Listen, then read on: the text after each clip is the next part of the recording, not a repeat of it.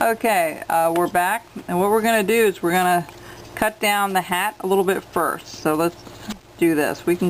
That will come right off. That glue stick works great for, you know, to glue that on there. It won't move, and you don't have to worry about taping anything down if you want to try that one of these times with a bandsaw. If you don't have a bandsaw, maybe you can find a carving club that you decide to do this as a project together for some families. That's fine. You're welcome to use that pattern pretty well any way you want. I'm giving that one away. You can alter it any way you want. It's fine. Alright, we're going to do both sides. We actually, what we did was we were figuring how far. First you get your center line, and then you figure out how much you need to take off, because this has to be the same diameter as that is right there. Okay, so we're almost there. Take off a little bit on each side. Try to square it up a little bit first.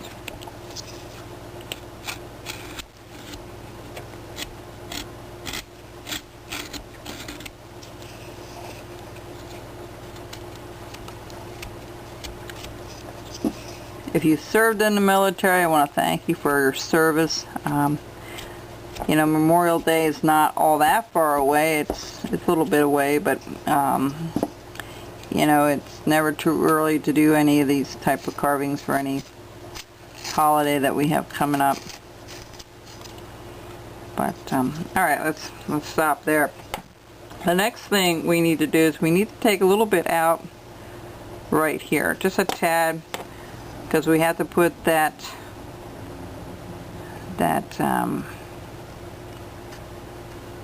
little bit of a lip there. So let's bring this up from the gun here. In fact, we're going to go in a little bit deeper, just like so. And then we're going to bring this down just a little bit. It's right at the edge there. Alright. Next thing we're going to do is we're going to start rounding. Well, actually, we need to, before we do that, we need to do the bottom part of this helmet, because when you cut across here, you can't cut here because you'll be cutting, when you cut this portion out, you can't go higher than the bottom part of the hat or the helmet, because if you do, you're going to be cutting all this off and you'll be losing part of the helmet there. So you have to work it from the bottom part when you cut this section out, okay? And then go back up here and we're going to cut that out. I'm going to spray it a little bit. Somebody asked me what the spray was. This spray is just a matter of rubbing alcohol and water, and what it does is just softens up the wood a little bit. Just helps it along when you're trying to carve, you know. There we go. Alright, so I'm just going to spray it a little bit. This wood I had cut up by the Amish guy down the street. It's really nice stuff.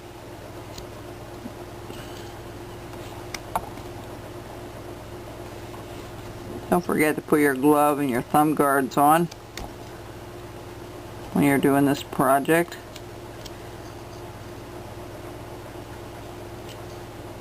You want to go all the way to the butt of the gun there, okay? This is an extension of that gun.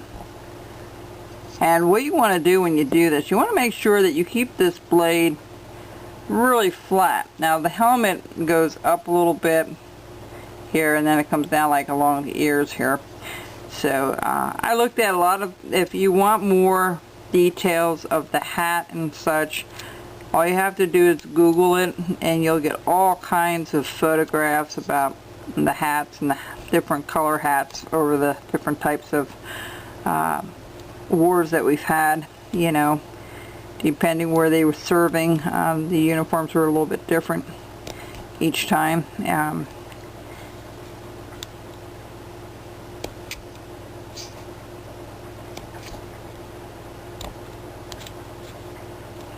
trying to keep that as flat as you can. You can use the tip of the knife, but I find sometimes when you do that, you end up you end up going more at an angle inward, like this way instead of flat. So try to keep it as flat as possible when you do this. Alright. Of course that gun's going to come down a little bit more anyway, so and we are going to hollow a little bit of this out on the underside. You don't have to, but I am going to choose to do that just to make it a little bit better. So once you wet it, it's a little hard to put your markings on here, but we're gonna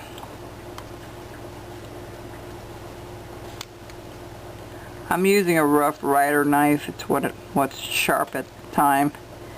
You know, like I said, I don't stick with just one knife. I move around to different knives all the time. There's a few favorites that I have, but it depends on the project. Some knives work better for different things, like doing detail and stuff. I may go to a different knife altogether.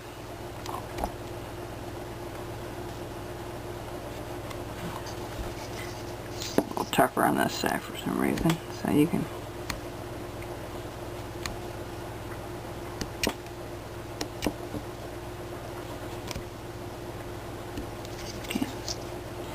Try not to push with your hand like I just did.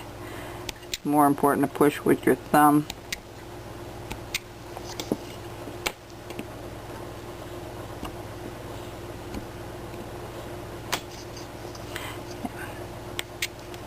I'll finish that up a little later offline, but I'm going to get that up exactly the same way.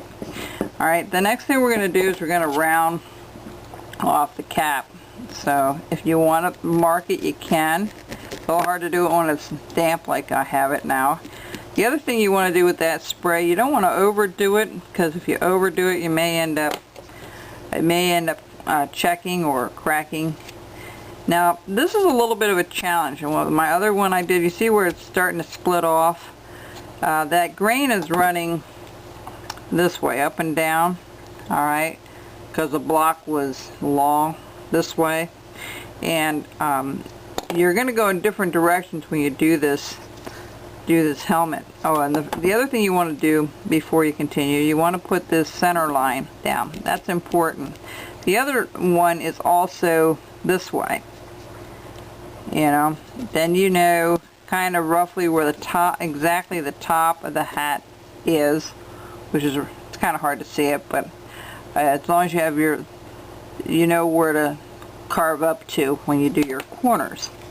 Alright, and so we're going to do that right now. We're going to bring this down and then bring this up, and then we'll round it a little bit later. Once we get this portion round, then we can go ahead and round it up.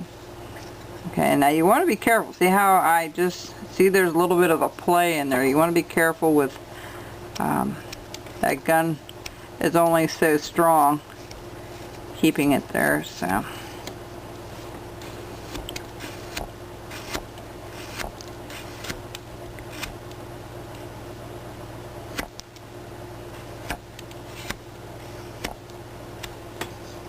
Alright.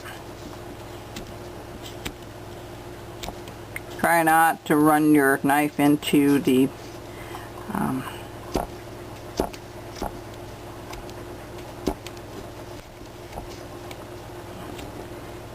gun there. Okay, we're almost out of time. I'll be right back. We'll keep going.